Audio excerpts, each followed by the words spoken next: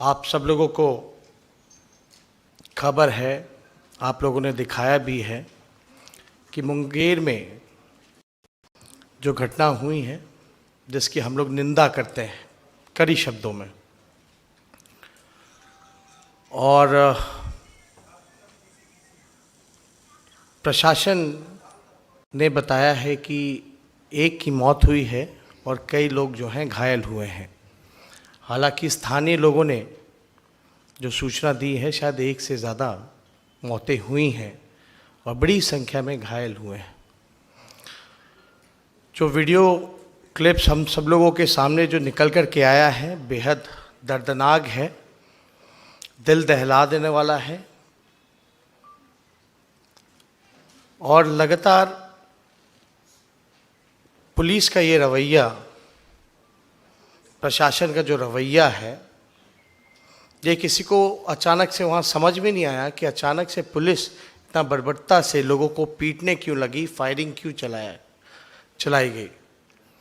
और आपने देखा होगा पूरी तरीके से वीडियो में, जो क्लिप में, कि लोगों को ढूंढ ढूंढ करके पीटा जा रहा है, बल्कि बैठा करके लोगों को पीटने का काम किया है। हमारी संवेदनाएं जिन परिवारों में उन्होंने अपना चिराग खोया है, उनके प्रति हमारी संवेदनाएं हैं। लेकिन सवाल खड़ा होता है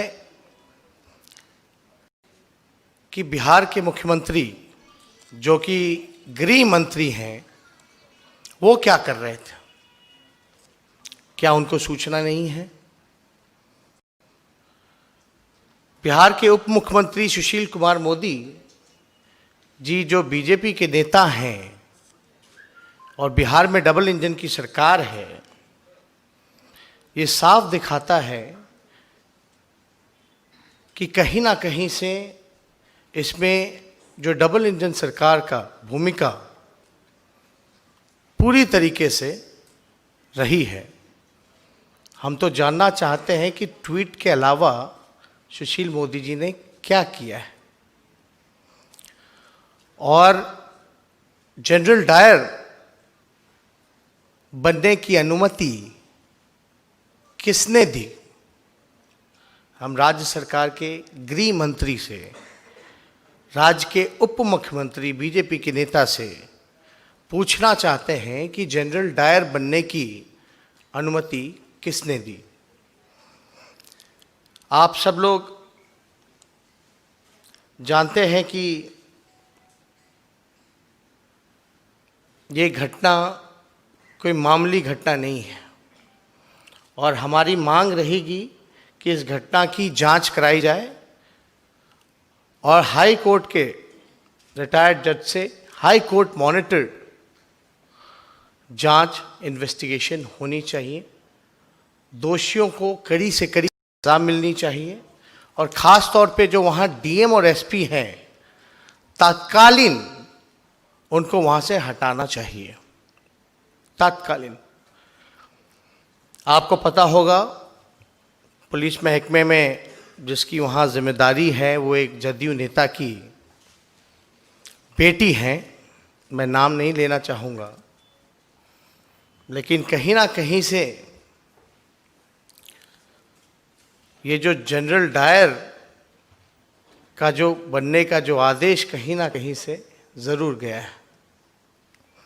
इसलिए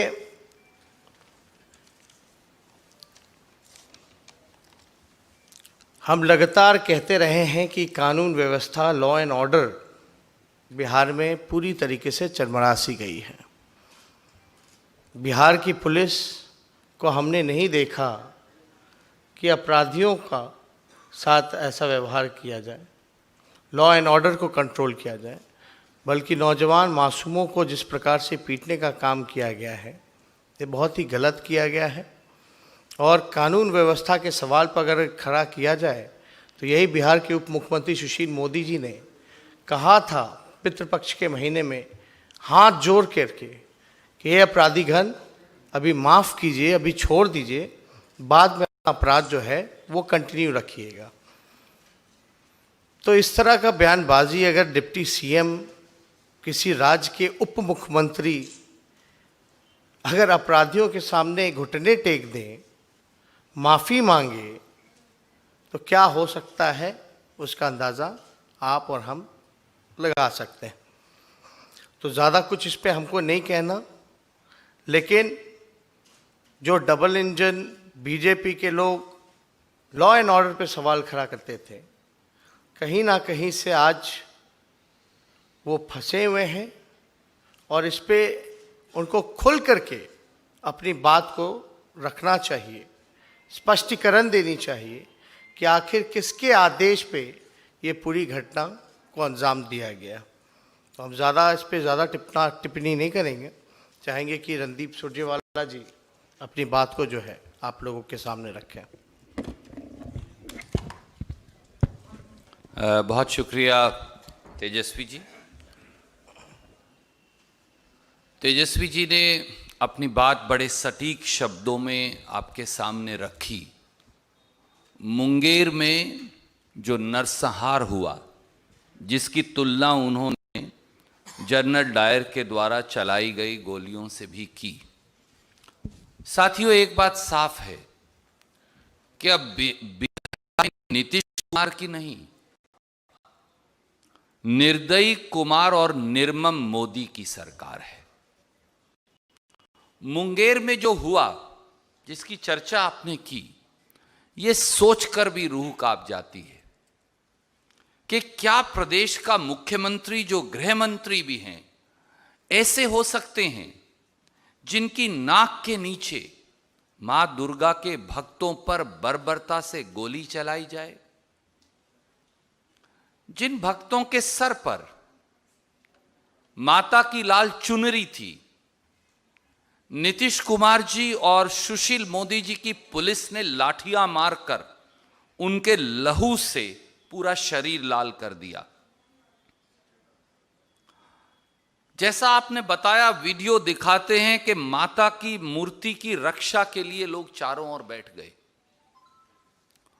और उन शांतिप्रिय तरीके से बैठे हुए लोगों पर जिस निर्दयता से, नृशंसता से और बर्बरता से लाठीचार्ज किया गया, उसने पूरे देश के रोंगटे खड़े कर दिए।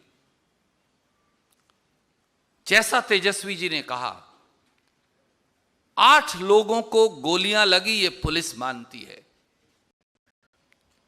एक नौजवान अनुराग कुमार के सर में गोली मारकर पूरा दिमाग उड़ा दिया गया। क्या इससे बड़ा कुकृत्य कोई हो सकता है? उसकी मां, अनुराग की मां, अपने बच्चे की लाश को गोद में रखकर बिलख बिलख कर रो रही है।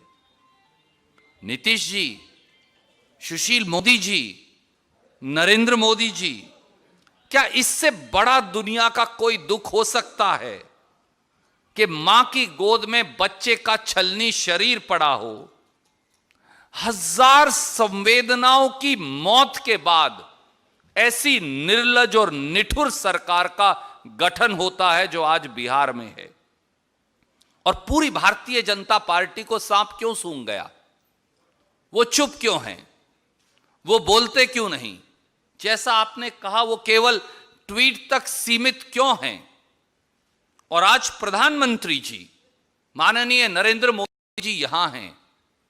नरेंद्र मोदी जी, ये आपका इम्तिहान है, क्योंकि प्रदेश के गृह मंत्री, जो मुख्यमंत्री भी हैं और जो उप मुख्यमंत्री आपकी पार्टी के हैं, उन्होंने कानून व्यवस्था का जनाजा निकाल दिया है।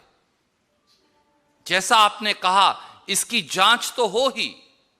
अगर प्रधानमंत्री जी आप में थोड़ा सा भी विवेक बचा है तो मां दुर्गा के भक्तों पर गोली चलाने और उनकी हत्या करने वाले इस सरकार को आज बर्खास्त करके जाइएगा। अगर नीतीश कुमार और सुशील मोदी की सरकार को आज बर्खास्त नहीं किया प्रधानमंत्री ने, तो यह साफ हो जाएगा कि कहीं ना कहीं उनकी प्रत्यक्ष और परोक्ष संलिप्तता इसमें है। और आखिर में मैं केवल ये कहूंगा, यह भी साफ हो जाएगा कि संस्कार और संस्कृति भारतीय जनता पार्टी के लिए कुर्सी पर बैठने का विषय है, आराधना का विषय नहीं, विश्वास का विषय नहीं। इसलिए आज बिहार की पवित्र धरती पर जब प्रधानमंत्री मोदी आए हैं तो प्रधानमंत्री जी को बिहार की 12 करोड़ जनता को जवाब देना पड़ेगा। Now be the first to know about the latest updates on our new news app. Go on your Android or iOS, search for HW News Network. Download our app, choose the language you prefer to get updates in, and be up to date with the latest news. If you like this video, please share it, and we would love to hear your comments in the comments section down here. Also, please do like our Facebook page and follow us on Twitter to get minute-to-minute news updates. For more such shows and videos, well, subscribe to our YouTube channel.